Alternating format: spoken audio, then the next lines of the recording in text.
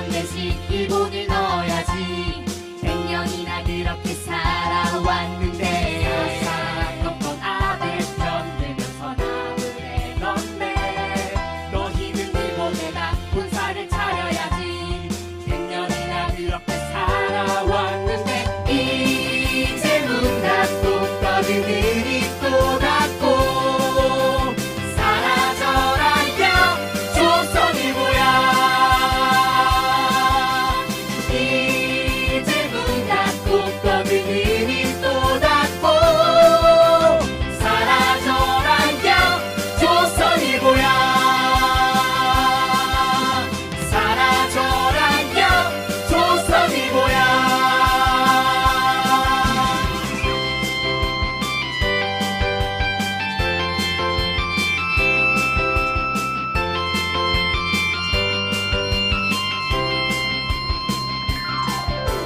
죽었다던 사람은 반드시 살아있더라. 취미는 가짜뉴스, 듣기는 허위보도. 100년이나 그렇게 살아왔는데 우정부패 비리는 너희가 전부.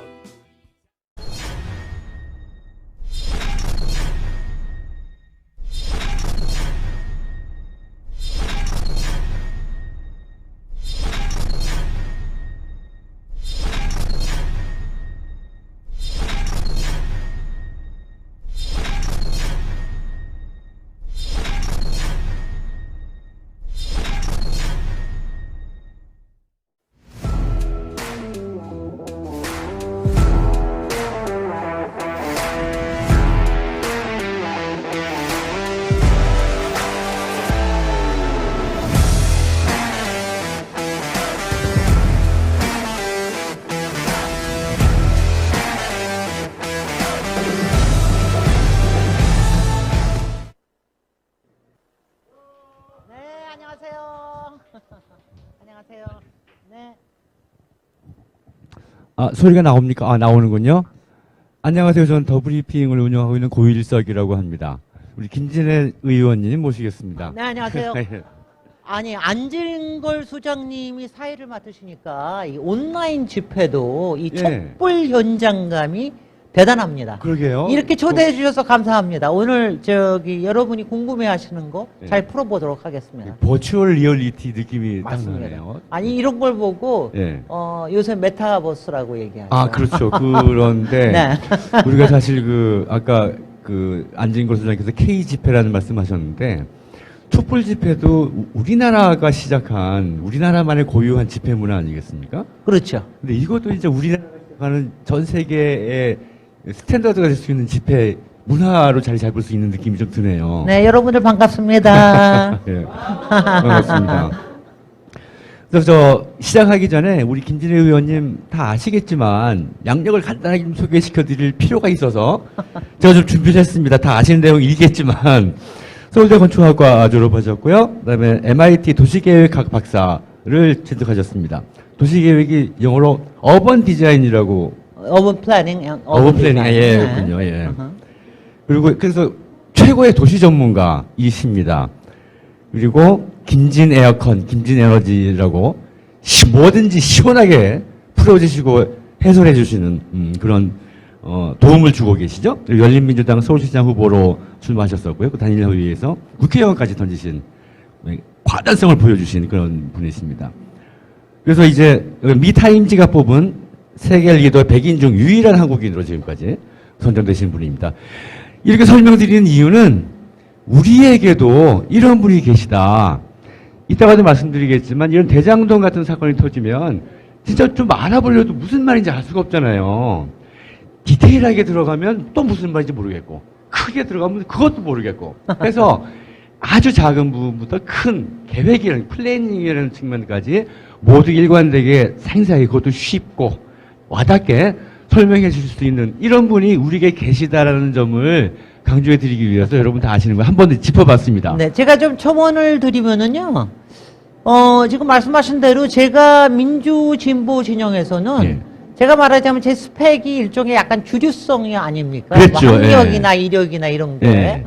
그래서 약간 특이한 이제 스펙을 가진 이제 이런 인물인데 이런 예. 사람이 이렇게 개혁성을 가질 수 있다라고 하면 예. 그게 강남 좌파로 불리든 어떻게 하든 예. 그리고 이런 좀 특이한 사람이라고 치면 저는 이재명 후보님도 예. 굉장히 특이한 분이세요. 아, 그러니까 예. 이제 그분은 워낙 가난과 여러 가지 노동자 출신으로 어려움과 개혁과 이런 거에 대해서 너무 당연하게 생각이 되는데 그렇죠. 예. 그것만이 아니라 이른바 시장의 메커니즘을 꿰고 실제로 세상이 어떻게 돌아가는 거를 실사구시를 제대로 합니다. 예. 거기에서 필요한 부분을 실천해내고 그거를 해내가는 그러니까 이재명 후보도 민주진보 진영으로서는 굉장히 희귀한 인재다. 그래서 이분이 어떻게 보면은 저는 노무현 대통령님도 비슷하셨는데 예. 사실 노무현 대통령님이 그 세종시라든가 혁신도시 같은 게 하는 게 우리가 봤을 때는 개발주의자가 아닌가 싶을 정도로 그랬거든요. 예. 근데 필요한 개발은 해야 된다. 대신 그것을 잘 해야 된다라고 하는 생각이 굉장히 확고한 인물이라서 이재명 후보가 바로 그렇게 도전적이고 개척적인 그런 성격을 갖고 있다. 저는 이런 생각을 하고 있습니다. 제대로 된 괜히- 개발, 네. 제대로 된 개발주의라고 저는 진짜 할까요? 개발이라고 예, 얘기해요. 진짜 개발. 예, 그 좀 중요한 개념인 것 네. 같아요. 예. 그래서 지금 사실은 대장동 사태가 우리에게 약간 좀 곤란하고 당혹스러운 것은 아까도 설명드린 것처럼 너무 어렵고 폭넓고 이런 것도 있지만 다들 지금 시점에서 그 당시 사태와 어떤 구조를 바라보는 이게 좀 문제라서 마음껏 왜곡하고 과장하고 이런 것이 가능한 것 같아요. 근데 그렇죠. 네. 이 김 의원님은 워낙 전문가시고 해서 네. 그다음에 이재명 지사에 대해서도 잘 아시고 해서 그 당시 개발이 진행되고 계획될 때 이때도 지켜보셨을 것 같아요. 아니 이게 저한테는 굉장히 좀 이제 굉장히 기억이 잘 남는 예. 이 프로젝트였던 게 뭐냐면은 예. 2010년에 이재명 지사가 시장이. 당선이 되지 않았습니까? 예. 그때 제가 이제 국회의원이었어요. 예. 근데 이제 그때 무슨 일이 벌어졌냐 하면은 그때 신영수 국회의원이 예. 이거를 민간 개발로 돌리려고 난리치던 때입니다. 예. 국회에서. 예. 저도 이제 그때 국토위에서 저는 예. 주로 4대강 사업 가지고 싸웠지만 도대체 신영수 국회의원이 왜 저렇게까지 심하게 민간 개발을 하려고 들까? 예. 왜 LH는 저 개발을 그냥 포기한다고 이지송 현대건설 출신 사장이 예. 이렇게 LH가 사실 이런 거 포기하는 거 쉽지 않은 일인데 그거를 백업을 해줬던 사람이 이명박 예. 대통령이에요. 그래서 이거가 너무 이상하다. 예. 아니 도대체 뭘 해먹으려고 저러나 이런 게 이제 한쪽에 있었던 거 하고 그 다음에는 이제 이재명 시장이 됐는데 예. 솔직히 이게 말이죠. 지금은 이재명 대선 후보까지 됐지만 당시에는 정말 완전히 듣보잡의 예. 굴러온 돌이에요. 그렇죠. 특히 성남시라고 하는 데는 음. 이른바 여기에 분당도 있고 그래가지고 예전에 이주 단지며 굉장히 저소득층도 많지만 또 분당이라고 하는 데도 있어가지고 예. 굉장히 복잡한 동네입니다. 예. 그리고 대대로 한나라당, 새누리당 쫙 해먹던 그런 동네 아니에요. 오도 한 20년 만에 이권이 막 이권이 예. 막 있고, 그리고 실제로 그쪽에 시의회나, 시청들이나 이런 사람들이 다 그쪽 사람들이 있는데, 호롤단신으로 들어온 거예요, 예. 사실은. 근데 이재명 지사가 당시에 모라토리움을, 전임 시장이, 예. 시청사를 짓고 하면서 돈을 엄청나게 썼거든요. 예, 그래서 그렇죠. 그 때문에 리액션이. 모라토리움, 예. 채무 이제 불이행 저기를 하고 4년 만에 갚는 일을 한 것도 신기했는데, 예. 갑자기 이 양반이 성남시 도시개발공사를 만들겠다고 그러는 거예요. 여러분들 지금은 다 이게 저거죠. 당시에는요, 경기도나 조금 큰 광역단체에도 도시개발공사가 있는 데가 몇 개 안 됐습니다. 근데 이 조그만데 기초자치단체. 기초자치단체장이 겁도 없이 도시개발공사 만들겠다. 그 다음에 이쪽 대장동, 당시에는 대장 판교 지역이었는데 이쪽을 직접 개발하는 거를 하겠다. 공공개발을 하겠다. 네. 이렇게 얘기를 하니까 다 같이 과연 저게 될까. 그러니까 저는 아무래도 도시계획계에 있으니까 이런 얘기들을 이제 주변에 보지 않습니까? 예. 그래서 저거 좀 이제 인기 끌라고 좀 이제 얘기하고 대충 넘어가지 않을까. 더군다나 이명박 대통령이 그렇게 해주고 하는데 이게 과연 될 수 있을까. 근데 이거를 4년 만에 해내더라고요. 그러니까 그리고- 그때만 해도 진짜 단군 유사일에 처음 있는 프로젝트 이런 아니, 그러니까 이거를 얘기가 가능했겠네요. 정말 프론티어 기초자치단체였어요. 그건 뭐냐면 거기에는 유일하게 있던 건 뭐냐면은 그동안 여러분이 택지개발 사업이라고 얘기하면 복잡하니까 그냥 신도시를 하나 짓는다고 생각하시면 편한데 네. 이런 거 할 때 여태까지는 다 LH가 거의 다 했는데 네. 사실은 LH가 한다고 꼭 좋은 것만은 아닙니다. 왜냐하면 다 그렇죠. 국가에서 모든 이익을 가져가니까 기초자치단체는 떨어지는 게 별로 없는 거예요. 자치단체에는. 그래서 자치단체에서도 자기네 도시개발공사를 만들어서 스스로 개발을 하겠다라고 하는 건데 이걸 해낸 거거든요. 예. 그러니까 정말 저는 저 계란으로 바위치기 할 때 저거 될까? 그걸 갖다가 해내는 걸 보고 우리 도시계획계에서는 이거는 새로운 단계 도시개발의 단계로 넘어가는 이런 프론티어 프로젝트였다. 제가 그렇게 말씀을 드린 거예요. 그러니까 그 지금 말씀 중에 그 자치단체에게 이익이 돌아간다는 그 대목에서 딱 느껴지는 게 LH로 간 국가에게 가고 그 자치단체로 내려갈수록 시민에게 가는 이익이 더 근접하는 느낌이 좀 드네요. 그렇죠. 그렇죠? 네. LH로 간다고 하면 결국 뭐 크게 보면 또 개개인에게 이익하겠지만 돌아서 뭐 큰 게 되는데 자치단체로 가면 바로바로 시민에게 이익이 가는 그런 구조가 될 것 같은 느낌이 듭니다. 그걸 처음 한 거라는 거죠? 그렇죠. 그러니까 고전에도 몇 개의 작은 시도들은 있었습니다. 네. 그러니까 가령 성남시도 미래신도시의 일부를 하거나 하는 게 네. 있었는데 거기에서도 적극적으로 안 하니까 이익이 별로 안 떨어졌던 걸 이미 경험을 한 거예요. 예. 그러니까 이번 경우에는 성남도시개발공사가 공공과 민간이 같이 하는 결합개발을 하되 확실하게 이익을 챙겨야 되겠다고 하는 게 성남시장으로서는 굉장히 존중할 만한 포지션이죠. 그러니까 이제 우리 시민들과 국민들이 놀라기도 하고 화가 나기도 하는 것이 우리가 도대체 뭘 알고 살았나 싶은 생각이 드는데요. 우리가 항상 드기만 해도 항상 개발 하면서 살았는데 그 이면에 대장동이 10만 평방미터쯤 그러니까 소신도시쯤 되는 거죠. 네. 이걸 하니까 1조 정도의 이익이 생긴다. 그거를 우리는 아무도 모른 채 그냥 뭐 아파트 올라가는 것만 보고 좋아하고 이렇게만 살아왔다는 생각이 드는 거예요.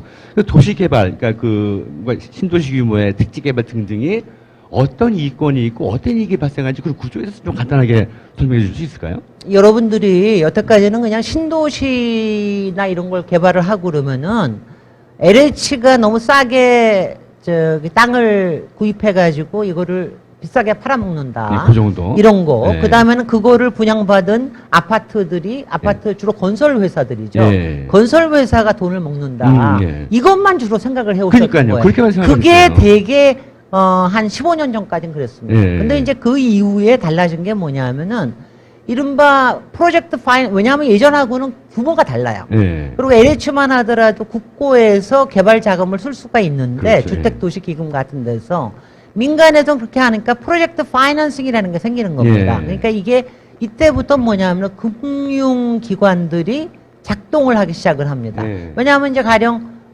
대장동 같은 경우는 1조 5천억 원 정도잖아요. 예. 그 기본적으로 이렇게 사업비가. 예. 땅 사고 뭐 땅 부지 사고, 이런 거니까. 네, 하는 그 택지 개발까지만 예, 하죠. 예, 근데, 요새는 가령 재개발 같은 거 하는 뭐 이런 거 같은 것도 몇 조가 넘어가는 경우가 많잖아요. 근데 이런 예. 게 자금이 보통 한 3, 4년 내지는 4, 5년을 묶이기 때문에 이거를 갖다가 프로젝트 파이낸싱으로 금융회사에서 또 해주는 게 굉장히 많아요. 예. 그랬기 때문에 이제 여기서부터 단위가 달라지는 겁니다.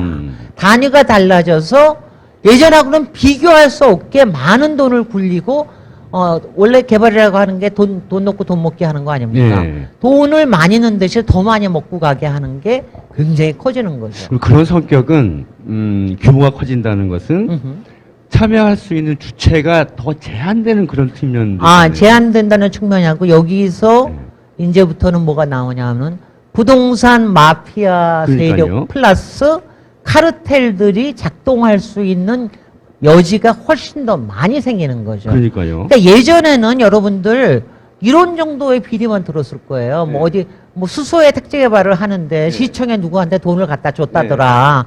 이거 옛날에만 하더라도 자재 빼먹기 이런 거 나올 줄 자재 알았어요. 빼먹기 하고 네. 그리고 그 중에서 좀 빼가지고 누구 정치인한테 돈을 네. 좀 후원을 했다더라, 비자금을 줬다더라. 네. 이런 정도였어요. 그러니까요. 근데 지금은 훨씬 더 복잡해요. 그러니까요. 왜냐하면 땅을 내는 것도 힘들고 그 다음에 인허가가 그렇게 복잡합니다. 예. 그리고 인허가도 예전하고 달리 요새는 뭐 교통영향평가, 환경영향평가, 뭐 교육환경평가, 평가도 굉장히 많고 예. 그 다음에 문화재 나오면 문화재 가지고도 이번에 곽상도 아들도 뭐 문화재 관련해가지고 뭔가 처리해줬다는 거 아니에요? 예. 그러니까 예전보다 훨씬 더 복잡하고 음. 그 다음에 민원도 예전에는 그냥 대충 참고 그냥 팔고 갔으면 지금은 다 피켓 들잖아요. 예. 그리고 소송도 엄청나게 많이 들어갑니다. 소송이 예. 민간 그 토지 소유자들하고 뿐만이 아니라 개발회사 그다음에 그 여기에 이제 시에 이르기까지 소송들이 엄청나게 많이 걸리기 때문에 예. 이렇게 많이 걸린다는 뜻은 거기에 뭐냐 돈이 많이 들고 예. 그 다음에는 감춰주고 은폐할 게 많아진다는 거예요. 그다음에 뭐 처리할 수 있는 권력 같은 것도 그렇습니다. 더 강해지겠네요. 이번에 여러분들이 지금 대장동에 대해서 사실 이제 이거 처음 시작한 거는 뭐 경기도의 일간지 잠깐인데 거기서 이걸 조선일보가 키운 거 아닙니까? 예. 그래서 화천대유는 누구 겁니까? 라고 했더니 화천대유는 누구 겁니까? 하고 막 자기네들이 다 50억 클럽을 알았으면서도 불구하고 예. 싹 감추고 추석 전에 마치 이재명 거인 양 막 화천대유는 누구 겁니까? 이러지 않았습니까? 그런데 이제 그렇게 하고 나서 보니까 곽상도 플러스 50억 클럽이 나온 거예요. 예. 그러고 나서 보니까 나온 사람들이 국힘 쪽 사람들뿐만이 아니라 법 쪽의 인사들이 다 나온 거 아닙니까? 그게 좀 특이하죠. 너무 특이해. 왜냐하면 저는 그때 딱 저는 이제 감을 잡았어요. 예. 이게 이 법조인들에 대한 카르텔에 의해서 감춰야 될 게 굉장히 많은 거구나 하는 걸 감을 잡았습니다. 예. 곽상도는 또 다른 고리지만, 음. 그래서 이제 이렇게 봤을 때, 그러니까 예전과 달리 훨씬 더 소송이 많이 걸리고 또 미리 해줘야 되는 것들도 많고 또 나중에 뭔가 걸리면은 봐줘야 될 것도 많고 지금도 아마 뭔가 작업을 하고 있지 않아요. 그러니까 이 검, 언, 정, 판, 이 카르텔이 움직일 수밖에 없는 거예요. 네. 그러니까 지금 말씀해 주신 거를 보면은 이 개발 사업이라는 것이 그전에 예를 들면 돈이 있고 뭐 건축 사업, 토건 사업 하는 경력이 있고 하면 시공사 있고, 네, 시공사 뭐 있고, 그러면 했던 이제 것인데. 그리고 분양 업체가 있고 예. 뭐 이런 정도면 됐었거든요. 근데 지금은 훨씬 더 규모도 커지고 처리할 것도 많아지고 복잡해지고 하다 보니 그걸 할 수 있는 사람이 소수화되고 이 카르텔이 형성이 돼서 네. 이익은 더 커지고 네. 그다음에 그 나눠야 될 몫도 커지고 이렇게 되는 것이겠군요. 네, 그렇게 보면 되고요. 근데 여기에 이제 지금 이제 뭐 월요일 날 그러니까 이런 거예요. 저는요. 이재명 후보도 그렇고 이재명 도지사가 당시에 이런 상황들을 제가 보기에는 모르지 않았어요. 그러니까 상황이라고 하는 게 이런 여러 가지 일들이 그러니까 개발 사업에서 여러 가지가 벌어질 수 있다라는 거는 모르시는 분은 아닙니다. 그러니까 소위 말하는 그래서 복마전이라고 그러니까 하는 이런 뭔가 상황들. 복마전이라고 네. 하는 그러니까 이런 입찰이나 이런 거에 관련된 담합이나 이런 거에 관련된 거를 가능하면은 확실하게 하려고 굉장히 노력을 했습니다. 그래서 이재명 당시의 시장이 지금도 내가 설계했다라고 확실하게 얘기하는 이유가 뭐냐면은 확실하게 원칙을 제시를 한 거예요. 예. 그러니까 이거는 이익이 날 수도 있지만 또 위험 부담도 있는 사업이다. 그러니까 믿을 수 있는 데를 해야 되겠다. 예. 그러니까 이제 이른바 금융그룹에서 프로젝트 파이낸싱을 제대로 할 수 있는 거를 조건을 걸어야 되겠다. 예. 두 번째는 이게 성남시에 이익이 되는 방향을 우선으로 해야 되겠다. 그런데 이거를 당시에 이제 2015년에 계약을 했는데 그때는 아직 부동산이 지금처럼 거품이 있지 않았을 때 아닙니까? 예. 그러니까 우선 확정적으로 우선 이익을 먼저 챙겨야 되겠다. 예. 이런 몇 가지 원칙을 제시하고 입찰도 받고 나중에 사인도 다 하고 그런 거예요. 저는 이거는 지방자치단체의 장으로서는 할 수 있는 모든 걸 했다고 생각을 합니다. 예. 그리고 여기서 이제 지금 뭐 월요일 날 더 예. 자세하게 우리 후보님께서 국감에 나오면 확실하게 네, 얘기를 네, 하실 네. 텐데 여기서도 이제 그 질문들은 나오죠. 예. 그러면 초과 이익이 날 때를 초과 이익을 조금 더 받을 수 있도록 하면 되지 않겠느냐. 예, 그 부분이 가장 쟁점이 근데요, 되겠죠? 근데 저는 이렇게 얘기해요. 처음에 설계가 꽤 괜찮게 된 편이에요. 예. 처음에는 지금은 1조 가깝다 그러지만 당시로서는 한 6,500억 정도의 이익이 날 거로 계상을 했어요. 전체 이익 규모가. 예. 그런데 여기에서 7대 3으로 나눈 거예요. 그러니까 민간의 3, 성남의 9. 공공위에서는, 그러니까 사실은 저도 이럴 때 보면은 성남시는 아무것도 안 하고 예. 말하자면 7을 가져가는 거나 마찬가지입니다. 예. 1원 한 푼 안 내고서 순전히 인하공만 가지고 하는 거니까는요. 근데 나중에 이익이 더 많이 거의 한 9천 몇백억으로 늘어난 거예요. 이거는 택지개발 사업만입니다. 그러니까 여기에서 좀 더 내놔라. 네. 그래서 950억을 더 성남시에서 한 거고. 그러니까 처음에 이익 구조 자체가 나쁜 건 아닙니다. 그러니까 이거는 설계가 잘 된 거고. 다만 왜 초과 이익이 날 수도 있었는데 거기에 초과 이익에 대한 패치를 걸어놓지 않았느냐. 예. 거기서 유동규가 혹시 예. 당시에 무슨 야료를 부린 게 아니냐. 뭐 이런 얘기를 나오는데 이거는 물론 앞으로 검찰에 더 조사를 해봐야 되겠습니다만은 저는 이런 생각은 했어요. 왜냐하면 이게 처음부터 입찰이기 때문에 새 경쟁업체가 경쟁을 하지 않습니까? 예. 그리고 이거는 거의 한 달 정도를 공모 지침으로 다 내놨어요. 예. 이런 조건에 부합되는 거로 해서 제일 좋은 조건을 내는 데다가 당선을 시키겠다. 이걸 했기 때문에 저는 이 조건을 가지고 했을 때는 우선 협상업체로 하나은행 컨소시엄을 한 거는 저는 당연하다고 생각을 하고요. 만약 여기서 그때 조건을 바꿔가지고 그러면 초과 이익에 대해서 이런 걸 하자. 그러면 오히려 저쪽 업체에서 뭔가 소송이 들어올 수도 있는 겁니다. 네. 왜 처음에 공모 지침은 분명히 확정 이익을 우선적으로 하는 거를 조건으로 내걸었는데 왜 이제 와서 딴 얘기 하냐. 네, 그리고 이런 얘기가 있는 겁니다. 예, 잘 몰라서 여쭤보는데 그런 네. 경우에 보통 개발 같은 거 할 때 네. 이 계획이 돼 있는데 초과 이익이 생길 것 같으니 여기에 새로 이익을 내 가져가자라고 하면 네. 그러면 지금 잘 될 것 같아서 그러는 건데 네. 리스크도 같이 더블로 바로 해주는 거 바로 아닌가요? 잘 아십니다. 예, 더 가져가는 그러니까 리스크를 처음에 감수하겠다. 공모 지침이 그렇게 나왔다는 거. 예. 그다음에 두 번째가 바로 성남시가 위례 신도시에서 겪었던 건데 그때는 예. 이제 위례 신도시에서 크지 않은 거로 해서 말하자면은 이제 개발 이익을 같이 이제 나누는 거로 계약을 한 거예요. 예. 그랬더니 위험 부담도 같이 안아가지고 그랬죠, 그때. 그렇게 되면은 이제 뭐 여러 가지 나중에 이제 여기에 돈이 들었다 저기에 예, 돈이 비용, 들었다 뭐 예. 비용도 많이 생기지 않습니까? 그래가지고 처음에 400억 정도를 수익이 날 거라고 생각을 했는데 150억밖에 못 얻은 거예요. 예. 그러니까 그것보다는 이렇게 안정적으로 하는 게 더 좋겠다. 그리고 예. 규모가 한 4,500억이 되니까 예. 나중에 이제 900억까지 하면 5,500억이 되는 5,500억, 거죠. 예. 그러니까 이건 나쁘지 않다. 이렇게 판단을 하는 거는 저는 그거는 계약자의 입장으로서 또 시민의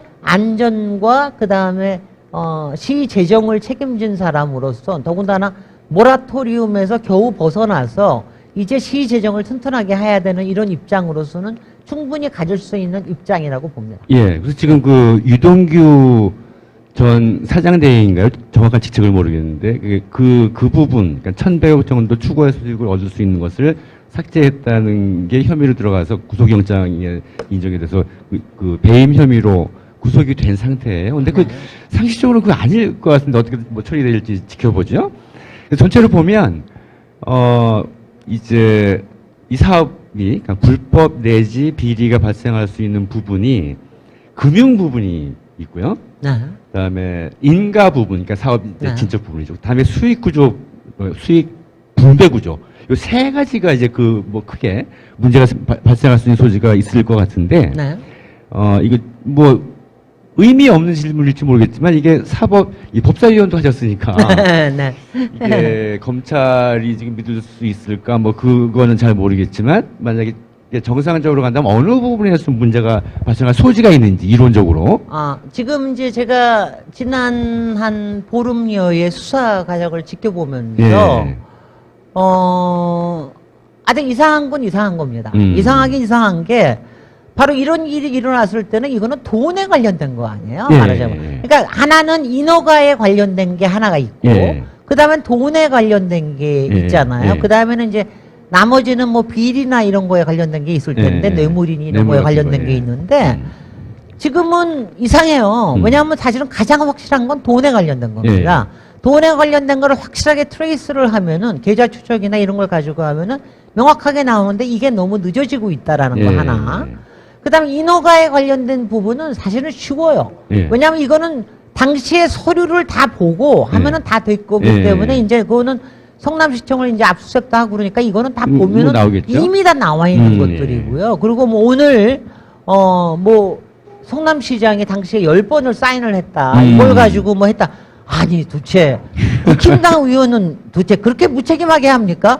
지방자치단체에서 하는데 아니 시장이 결재를 안 하고 어떻게 사업이 앞으로 갑니까? 그게 무슨 배임에 무슨 증거 있냐? 네. 아니 그 친구들은 항상 빠져나갈 구멍들만 생각하는 국힘당 의원들이 많으니까 그럴지 모르겠지만 네. 우리 저기 이재명 씨는 떳떳하게 그거는 당연히 당연하게 해야 되는 일을 한 거죠. 책임을 네. 지면서. 그다음에 세 번째가 말하자면 이제 비리에 관련된 어디에 뇌물이 갖고 뭐 운운하는 거 이거 그러니까 조금 이상한 부분들이 있잖아. 네. 이거를 해야 되는 건데 지금 그러니까 어느 하나도 명확하지가 않습니다. 그렇죠. 그러니까 네. 인허가에 관련된 거는 가장 오히려 쉬운 부분이기 때문에 그걸 네. 따져보면 다 알아요. 네. 근데 이제 그 자금에 관련된 거는 제가 이제 제일 저기 한 거는 지금 뭐 이게 그렇게 된 이유가 아마 정영학 회계사의 녹취록이 먼저 나왔기 때문에 그러다가 이렇게 된 게 아닌가 싶어요. 거기서 이제 유동규 얘기가 가장 먼저 나오지 않았습니까? 예. 그 다음에 김만배, 남옥 이런 몇 사람의 키맨들이 있는데 이 사람들에 대해서 나오니까 이렇게 된 것 같은데 아시다시피 그 사람들은 다 이른바 마피아의 행동대장들 멤버들, 아니에요. 예. 일종의. 예. 그 사람들은 다 거기에 공모를 했던 사람들이기 때문에 그 사람들에서 나오는 어떤 말 가지고 믿을 수는 없는 거거든요. 그거 신뢰할 수는 없는 거죠. 그다음에 뭐 없는 거거든요. 그러니까 말을 했다고 해도 그 뉘앙스가 달라서 맥락이 다를 수가 서로, 있고 서로 달라지는 예. 거니까. 배경도 다를 수가 있고. 그렇죠. 그러니까 그거가 문제가 되고 그다음에 비리에 관련된 거 이거는 뭐냐면은 저는 이것도 하는데 왜 이렇게 법조계에 그러니까 55 궁금해요. 클럽에 이런 많은 사람들이 있느냐? 예. 거기다가 솔직히 유동규가 받았다고 하는 1억의 뇌물, 지금 현금 뇌물은 1억만 나왔으니까 예. 이건 아무것도 아닌 거 아니에요. 예. 그러니까 박영수며 그다음에 전 김경재 변호사며 예. 최순실 변호했던 사람이며 또 원유철 전 새누리당 대표며 또 누구 있습니까? 또 김수검 수원지검장 예. 수원지검장 했던 사람들이며 왜 이런 사람들이 거명이 되느냐? 그리고 실제로 곽상도 같은 경우는 이미 50억을 받고 이미 받았는데 예. 도대체 무슨 근거가 있어가지고 나오냐? 이거에 대해서는 지금 수사가 나오는 게 없거든요. 그렇죠. 이게 그러니까 가르치는 바가 있어요. 예, 예. 그래서 이게 수상한 거를 봐야 되는데 그 다음에 이제 여기에 그 다음에 이제 여기서 하나를 더 나가자면. 예. 이거는 제가, 저는 이제 제가 이 분야에서, 20, 30년을 일을 하면서 제가 이제 항상 저는 이 비읍자 돌림병하고 싸운다라고 항상 얘기했거든요. 네. 부정부패, 비리, 비위, 부실, 부당이익, 뭐, 불이 이런 걸 가지고 싸우는데 정말 학을 뗍니다. 정말 질립니다. 그렇지만 그렇게 질리더라도 내가 그 메커니즘을 다 알고 거기서 잘 하면서 뭔가 일을 만들어내야 돼요. 왜냐하면 이런 개발 프로젝트라는 게 모든 게 정말 깨끗하게만 진행이 되는 건 잘 없습니다. 앞에서 행동대장하는 사람도 있어야 되고 쩐쪼들도 있어야 되고 그거를 끌어오는 데도 있어야 되고 이래야 되는 겁니다. 그러니까 이거를 잘 엮어서 개발을 풀어나가야 되는데 제가 이번에 정말 제가 사실 그동안 분노했던 거는 LCT에서 제일 분노를 했었거든요. 그러니까요. LCT에서는 이거는 이제 4조 정도의 이제 프로젝트에서 사업비, 예. 네, 그 정도의 이익이 났다라고 하는 그런데 거기는 총 권력들이 청와대부터 지방의 시청부터 토 세력들 그리고 그거를 다 저기 해줬던 정치인들과 그다음에 전문가들과 그다음에 검사들과 이런 게 다 똘똘똘똘 뭉쳐가지고 해먹은 거거든요. 예. 그런데 LCT를 당시에 조사를 한 게 검사를 한 게 총 예. 책임 검사가 누구였는지 아시죠? 예, 윤모. 네네. 예. 윤석열 검찰총장의 최측근 중에 하나라고 하는 윤대진 예. 검사였어요. 소윤이라고 불리는. 그래서 제가 작년 국감에서 네. 이거를 문제 제기를 했어요. 네. 당시에 그렇게 많은 고리들이 있었는데 실제로 마지막에 한 거는 정말 용두삼이에요. 24명을 기소했지만 그 중에서 몇 사람 안 갔어요. 그러니까 되게 눈에 보이는 그 이용복 회장 이 사람 한 6년형 크게 하나 때리고 그 다음에 청와대에 있던 현기환 수석 뭐 한 3년인가 4년 때리고 그리고 나머지들은 되게 조금 벌금형으로 되게 넘어갔습니다. 그러니까 이게 이렇게 되는 게 이건 수상하다. 당시에 특혜 분양이나 이런 부분들 그 다음에 당시에 이 돈이 들어왔던 포스코라든가 돈이 들어왔던 이런 부분에 대한 건 거의 그냥 넘어갔어요. 예. 근데 그거를 덮어준 게 검찰 특수통이거든요. 그렇죠. 근데 그러니까, 이 특수통이 하는 일들이 바로 그게 아닌가. 그래서 저는 제가 결론만 얘기하면 예. 제가 이제 하나를 던지면은 예. 그래서 제가 분노하던 게 예. 이게 말이죠. 박근혜 정부 기간 동안에 일어났던 일 아니에요. 예, 예. 부산에서 한탕 LCT 해먹고 대장동으로 와서 또 한탕 해먹으려고 여기에서 작전을 또 하고 있었던 게 아닌가. 저는 이런 관계가- 생각이 듭니다. 관계가 있어 보여요. 있어 이 보입니다. 대장동도 제가 말씀드렸지만 문제가 생기면 그 파이낸싱 부분에서 문제가 있을 것 같은데. 그렇습니다. 이 부산저축은행 사건 아시지 않습니까? 네. 그걸 덮은 게 박영수 특검인 것이죠. 네네. 그러니까 이제 그렇게 엮여진 것이 아닌가. 이제 우리가 또 궁금해야 할 것은 그래서 100% 공영 개발이다. 100% 민영 개발이다. 그럼 이제 그 중간쯤에 대장동 개발의 그 모델이 있는 것인데요. 네. LCT 같은 경우는 100% 민영 개발보다 더 가 있는 거예요. 공공이 들어간 거를 전혀 환수하지 않고 1,000억까지 들여가지고 인가권 플러스 돈까지 들여서 개발해놓은 걸 몽땅 다 수익을 다 가져간 거거든요. 그거는 정경유착 민간 개발. 예. 네.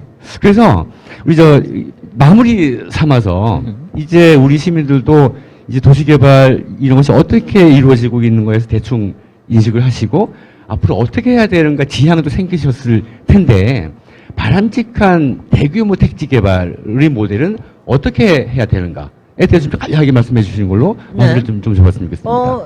저는 요번에 이게 터진 게 지금 당장은 국힘당이 모든 걸 이재명이 이재명 그분은 이재명이다 뭐 이런 식으로 막 얘기를 하고 그러지만 곧 여러 가지가 면모가 드러날 거고요. 그리고 이런 제약 상황에서 얼마나 최선을 다해서 이재명 당시에 성남시장이 이 일을 했던가라고 하는 부분에 대해서 이제 국민들이 아시게 되는 시점이 올 거라고 생각을 하고 실제로 돈을 따라가다 보면은 돈을 먹은 놈과 돈을 굴리던 놈들 여기서 해도 되나?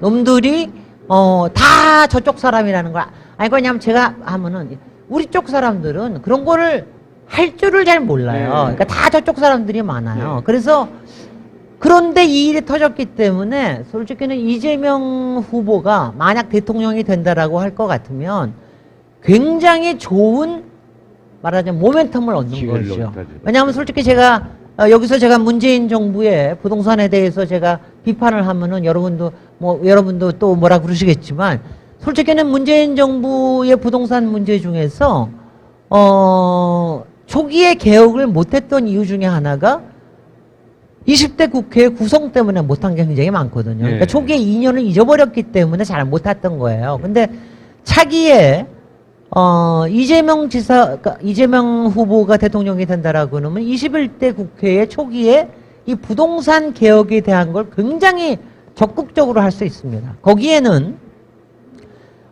이번에 이제 모든 민간의 이익을 다 100% 환수해야 된다라고 얘기를 하는, 이런 얘기 하는데, 사실 그거는 이제 불가능합니다. 그리고 그렇게 하면은, 지향 정도로. 네. 그 지향을, 왜냐하면, 네. 부당한 이익을 그렇죠. 하는 거예요. 그러니까 어느 정도의 이익은 보장을 해줘야, 그래야지 민간도 열심히, 시장에서 열심히 움직이는 거기 때문에, 지금 이 부동산 마피아들과 부동산 카르텔들이 이 카르텔들이 먹어가는 그 부당이익은 막아야 된다 이거죠. 예, 예. 이거에 대한 개혁을 확실하게 할 수 있다라고 하는 거.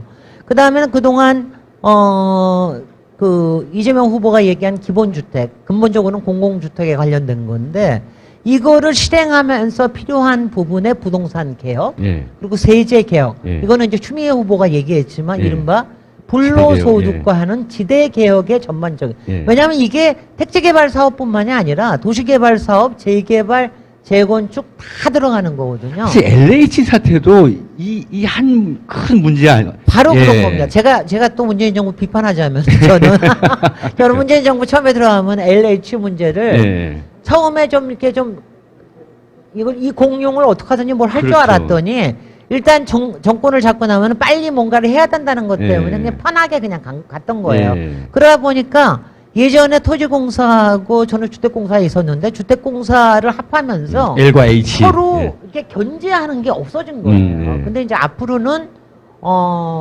이게 L과 H를 꼭 나누는 것보다는 LH와 지방의 공사들, 가령 SH라든가 예. GH라든가 성남도시개발공사라든가 이런 지방자치단체들하고의 이 견제와 경쟁, 예. 이거를 할 수 있는 게 있어야 되고요. 개발 능력의 분권화. 거기에 이제 여기에 제 사심을 하나 얘기를 하면은 지난번에 제 이재명 후보가 이렇게 어느 기자회견에서 얘기를 하셨던데 주택청을 만드는 거에 대해서 그걸 생각을 하시겠다라고 얘기했는데 주택청의 저작권은 제게 있습니다. 예. 그건 국토부와는 아니고요. 다른. 워낙 노무현 대통령께 있습니다. 저는 왜냐하면은 국토부는 굉장히 많은 인프라 사업이라든가 이런 것을 해야 될 거기 때문에 있고 앞으로는 주택의 복지에 관련된 이른바 공공주택을 관리하고 그다음에 민간 임대주택도 잘 재고를 유지하고 관리하고 또 임대료도 관리를 하는 임대료 통제하는 거 있지 않습니까? 이런 것도 관리하고 전체 주택 수요 수급을 잘 안정되게 하는 이거는 행동력이 순발력이 빠른 주택청이 있어야 된다. 예. 그래서 LH의 공공성 기능을 여기서 해야 된다라고 생각을 하는데 이런 것들을 만들 수 있는 아주 절호의 과제와 절호의 시간을 갖고 있기 때문에 아마도 문재인 정부에서 여러분이 가졌던 약간의 부동산에 약간이 아니라 심한 부동산에 대한 불만 예. 이런 부분들을 아마 이재명 정부가 들어선다면 이거를 해낼 수 있지 않을까 그런 예. 기대감을 갖고 있습니다. 예, 고맙습니다. 아하. 결국은 이것이 지금 골치 아파 보일지 몰라도 네. 그동안 우리가 꿈꿔왔던 또 너무 시달려왔던 그 문제를 해결할 수 있는 근본적인 개혁의 기회가 왔고 그것을 우리가 기회로 삼아서 싸워 이겨내야 하는 거대한 싸움이다. 이렇게 인식을 해야 될 것 같아요. 네. 그 대신 카르텔과 검은 종판 카르텔과 그다음에 부동산 마피아들은 깨부셔야 됩니다. 그렇죠. 그들과의 싸움이라고 우리가 네네. 인식을 해야 될 것 같습니다. 네. 그래서 오늘 짧은 시간이지만 이 거대한 대장동 사태의 맥락과 배경과 그리고 해결책 그리고 우리가 나가야 될 개혁 방향까지 우리 김진애 의원 모시고 말씀 잘 들었습니다. 네, 고맙습니다. 고맙습니다. 안녕. 당연히 조선 대신 일본을 넣어야지 100년이나 그렇게